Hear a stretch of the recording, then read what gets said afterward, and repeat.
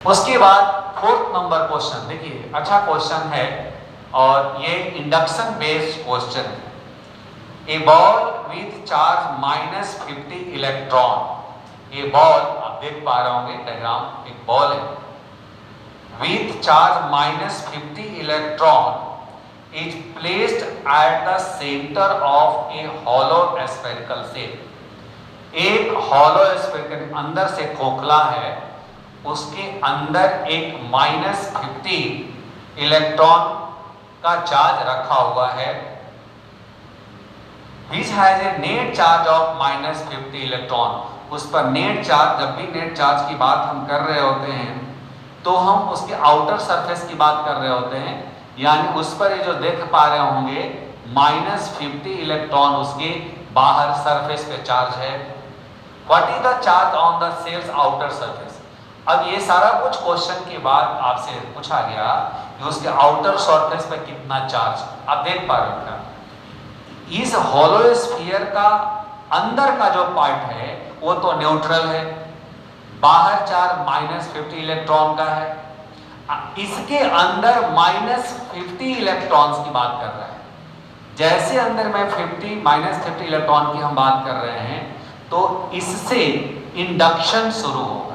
Induction method कहता है कि यदि कोई चार्ज आपके पास है, उसके बगल में कोई कंडक्टिंग बॉडी है तो वहां इंडक्शन शुरू होगा। इंडक्शन के कारण उसके अपोजिट चार्ज डेवलप होगा। -50 है तो +50 यहां होगा अंदर वाले न्यूट्रल सरफेस पर, और बाहर भी उतना ही डेवलप होगा -50 इलेक्ट्रॉन। तो पहले से -50, इंडक्शन के कारण -50, total charge on the outer surface -50 100 a net charge on outer surface. C is your right answer. Fourth का आंसर सी, आप देख पा रहे होंगे सी में ऑप्शन है। बहुत सिंपल सवाल है, टेक्निकल सवाल है कि आपको थोड़ा सा क्वेश्चन को समझना होगा। उसके बाद क्वेश्चन नंबर 5 देखिए क्या लिखा, कहता है कि टू आइडेंटिकल स्फीयर्स, दो स्फीयर जो आपस में सेम साइज में एक जैसे हैं, एक पर -9 माइक्रोकूलम है और एक पर 5 माइक्रोकूलम चार्ज रखा हुआ है। दोनों पर अलग अलग चार्ज रखा हुआ है। Are kept in contact and then separated from each other.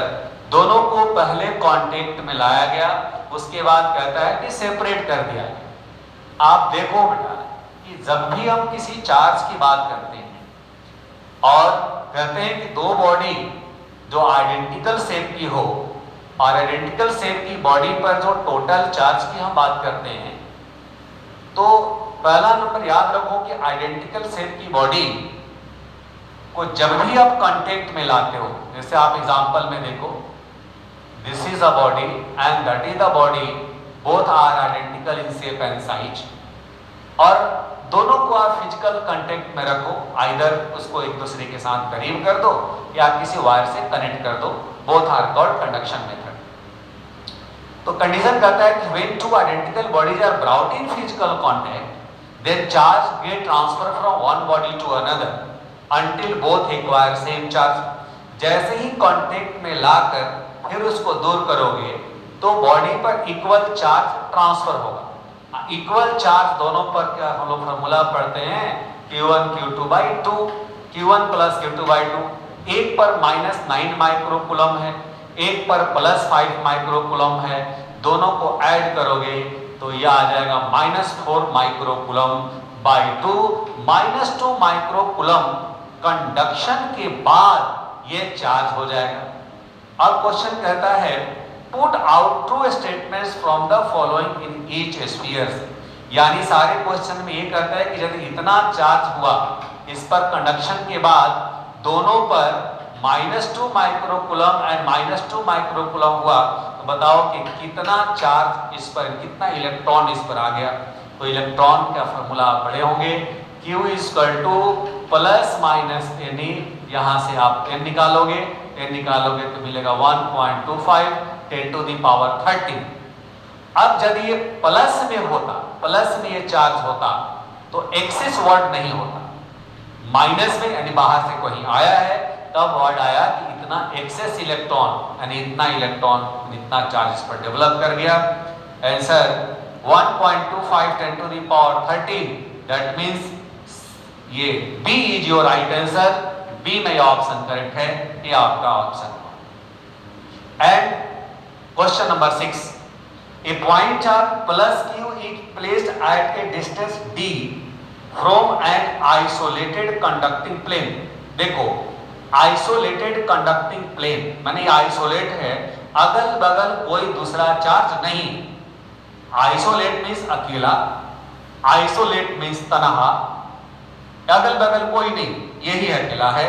कहता है कि point charge plus Q is placed at a distance D from an isolated conducting sphere. इसे डी डिस्टेंस पर एक क्यू चार्ज को प्लेस किया गया। The field at A point P on the other side of the sphere, यानी इसके दूसरे side P point पर इलेक्ट्रिक फील्ड के बारे में बात कर रहा है कि क्या होगा। यानी जो फील्ड होगा ये स्टेटमेंट है, directed perpendicular to the plane and away from the plane, option number 1। Option number 2, directed perpendicular the plane but towards the plane. Next, directed radially away from the point charge. And last option, directed radially towards the point charge. अब आप देख पा रहे हो, कहता है कि point charge plus Q is place at the distance D from the isolated conducting sphere. देख डी डिस्टेंस पर ये प्लस क्यू चार्ज रखा हुआ है। जैसे प्लस क्यू चार्ज रखा हुआ है तो आप समझ पाओ आइसोलेटेड बेसिस पर कोई चार्ज पहले से नहीं। जब ये प्लस है तो यहां माइनस डेवलप करेगा, माने उतना ही माइनस। अब पीछे साइड में क्या करेगा, फिर प्लस डेवलप करेगा। जब वो प्लस डेवलप करेगा तो इलेक्ट्रिक फील्ड की इंटेंसिटी प्लस है, आउटवर्ड डायरेक्शन में होगा। तो अब ऑप्शन कहता है कि directed perpendicular to the plane, यानी प्लेन के परपेंडिकुलर तो होगा, and away from the plane, away से बाहर होगा। Simple, first option is right answer, यानी फर्स्ट ही इसका करेक्ट है। Plus minus by the help of induction, minus and opposite side plus, तो अपोजिट साइड प्लस के कारण जो फील्ड होगा इस पर परपेंडिकुलर लेकिन बाहर की तरफ होगा। ए इज योर राइट आंसर। बहुत सिंपल सवाल है, इस तरह से आपको जानकारी होना चाहिए। फिर हम लोग आते हैं अगले क्वेश्चन की तरफ। अगला क्वेश्चन फिर हम लोग डिस्कस करें।